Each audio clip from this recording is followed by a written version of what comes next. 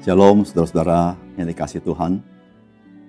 Apakah saudara pernah merasa bersyukur kalau saudara bisa makan bersama dengan keluarga, orang tua dengan anak-anak, dan anak-anak dengan orang tua di dalam satu keluarga? Saudara, bukankah makan bersama merupakan satu bagian yang sangat indah?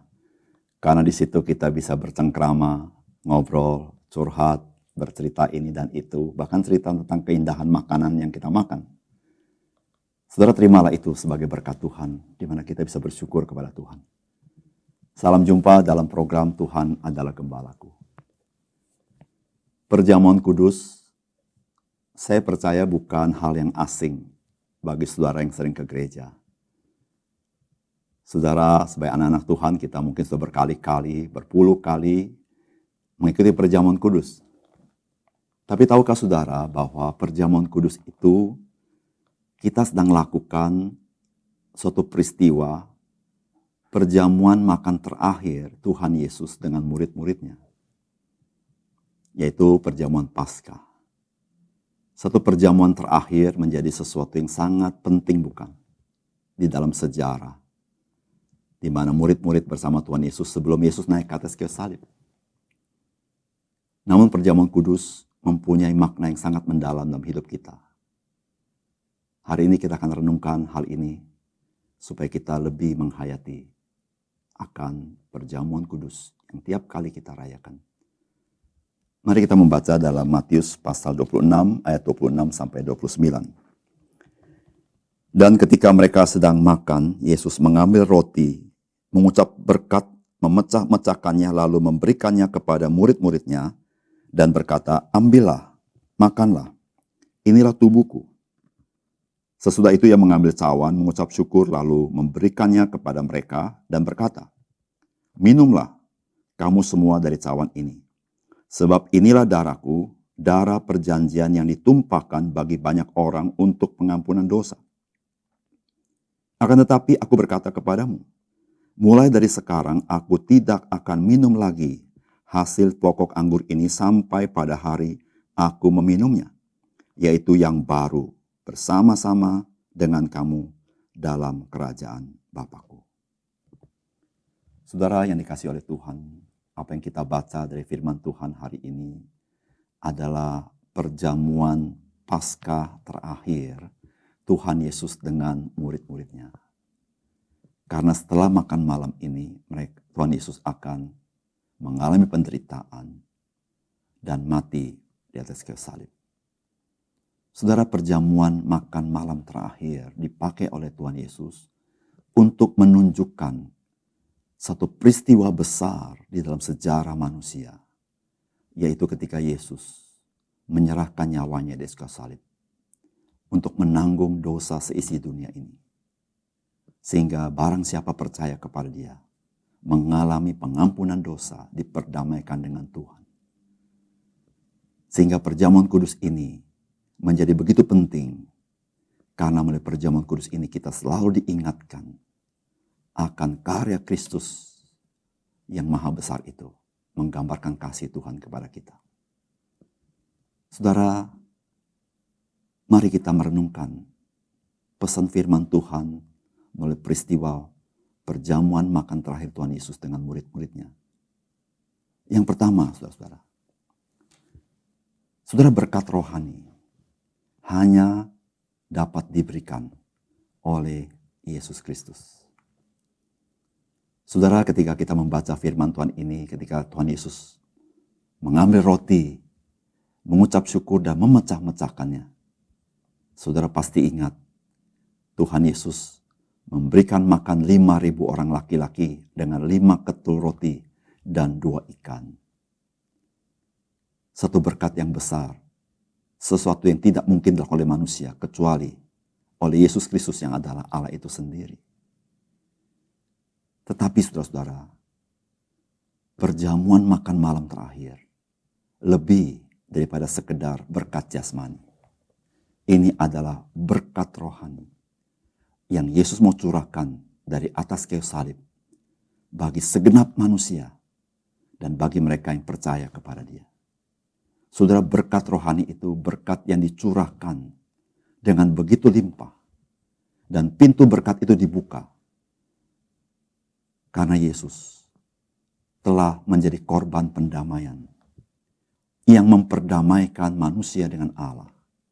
Maka pintu itu dibuka dan berkat rohani dari surga dicurahkan kepada manusia yang percaya kepadanya. Maka tidak heran di dalam surat Efesus pasal 1 ayat 3, firman Tuhan berkata, terpujilah Allah dan Bapa Tuhan kita Yesus Kristus, yang dalam Kristus telah mengaruniakan kepada kita segala berkat rohani di dalam surga. Tuhan tidak tahan-tahan berkat itu, karena ada Kristus yang telah menyerahkan nyawanya bagi kita. Segala berkat rohani di dalam surga dicurahkan kepada kita. Saudara, saya berdoa dan saya berharap saudara mengalami berkat rohani itu. Karena saudara berkat rohani itu menjadi sesuatu yang jauh lebih berharga dari apapun di dunia ini. Karena itulah yang membuat sukacita dalam hati kita. Saudara, apakah saudara menikmati berkat rohani yang Tuhan berikan kepada kita? Jikalau saudara hari ini berkata, saya belum mengalami berkat rohani. Saudara buka hati kepada Tuhan Yesus. Yesus yang mati di kayu salib. Membuka pintu surga bagi kita. Dan membuka pintu untuk berkat rohani dicurahkan dalam hidup kita. Alamilah berkat rohani itu. Yang tidak dapat dibandingkan dengan apapun di dunia ini. Karena itu pemberian Tuhan yang khusus di dalam Yesus Kristus. Yang kedua, saudara-saudara. Saudara, dari firman Tuhan ini kita belajar. Perjamuan kudus itu menyatakan persekutuan antara orang percaya dengan Yesus Kristus. Perjamuan malam dipakai oleh Tuhan ingin menggambarkan sesuatu yang sangat-sangat esensial, yang sulit untuk digambarkan dengan yang lain, yaitu persekutuan yang begitu dekat dan intim antara orang-orang percaya dengan Tuhan Yesus. Persekutuan intim seperti apa? Itu seperti makanan dengan tubuh kita. Ketika makanan dimakan oleh kita, masuk ke dalam tubuh kita dan dia larut dalam tubuh kita. Bagaimana makanan yang tubuh kita menyatu. Maka Tuhan mau menggambarkan perjamuan kudus adalah kenyataan daripada persekutuan yang begitu dekat antara Tuhan Yesus dengan orang percaya. Yang Yesus katakan di dalam Injil Yohanes, aku di dalam kamu dan kamu di dalam aku.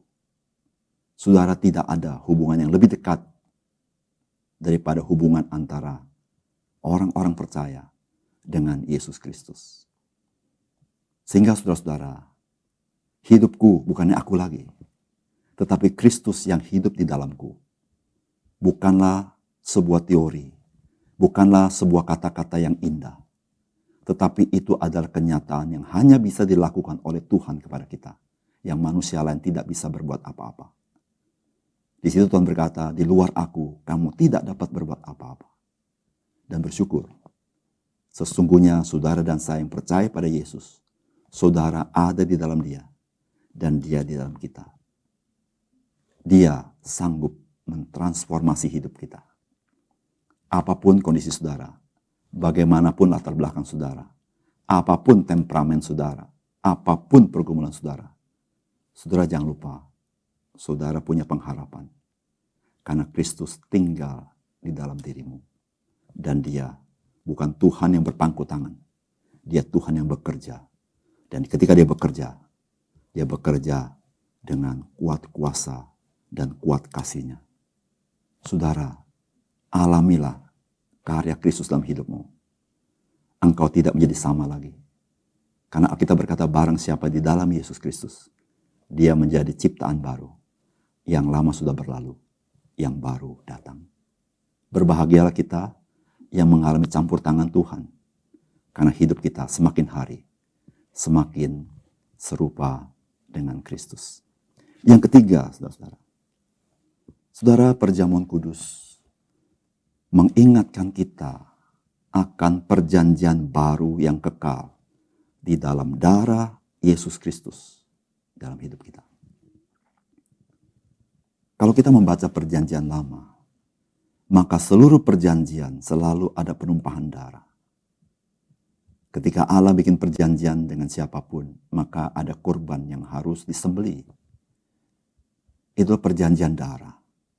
Itu ingin menggambarkan, saudara-saudara, akan sesuatu yang akan terjadi setelah perjanjian lama, yaitu Yesus Kristus, anak domba Allah, yang harus mati ke salib, mencurahkan darahnya.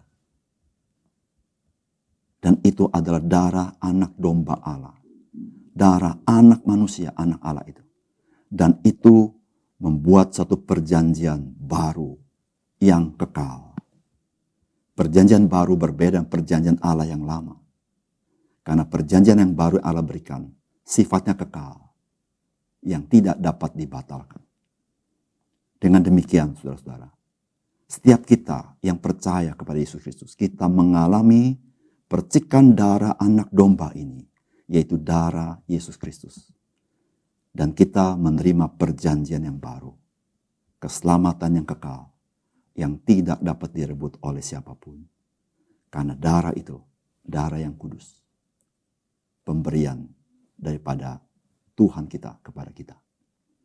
Saudara, ketika kita merayakan perjamuan kudus, tidakkah hati kita bersuka cita? Karena kita menerima perjanjian yang baru, yang kekal. Bukan berdasarkan kehebatan kita. Bukan berdasarkan kebenaran kita. Tetapi Tuhan yang membuat perjanjian bagi kita. Sehingga hidup kita harusnya tidak perlu ada ketakutan. Hidup kita seharusnya tidak perlu ada kekhawatiran. Karena Tuhan yang berjanji, yang membuat perjanjian, telah memeteraikannya dengan darah anaknya sendiri.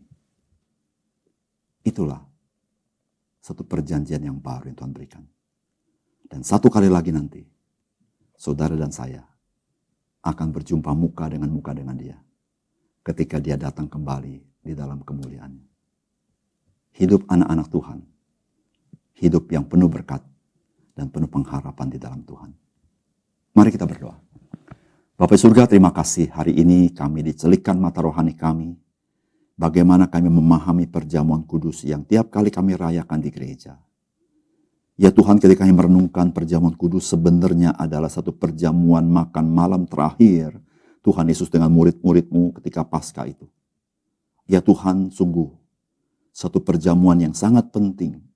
Dan dalam perjamuan itu Tuhan memberikan pesan yang sangat penting yang menunjuk kepada peristiwa kayu salib. Sehingga ya Tuhan, perjamuan makan malam terakhir bukan sekedar kebutuhan jasmani, tetapi Tuhan mau berbicara kebutuhan rohani yang hanya bisa diberikan oleh Yesus Kristus. Karena hanya oleh darah-Mu, pintu surga terbuka. Dan berkat rohani di dalam surga dicurahkan kepada kami orang-orang percaya. Tuhan tolong kami, supaya kami menghargai berkat-berkat rohani itu dengan rasa syukur. Dan bagi kami yang belum, biarlah kami buka hati kepada Tuhan Yesus. Karena berkat rohani itu Tuhan mau sediakan bagi kami. Ya Tuhan, biarlah hari ini kami bisa menikmati berkat rohani untuk kami bagikan kepada orang lain.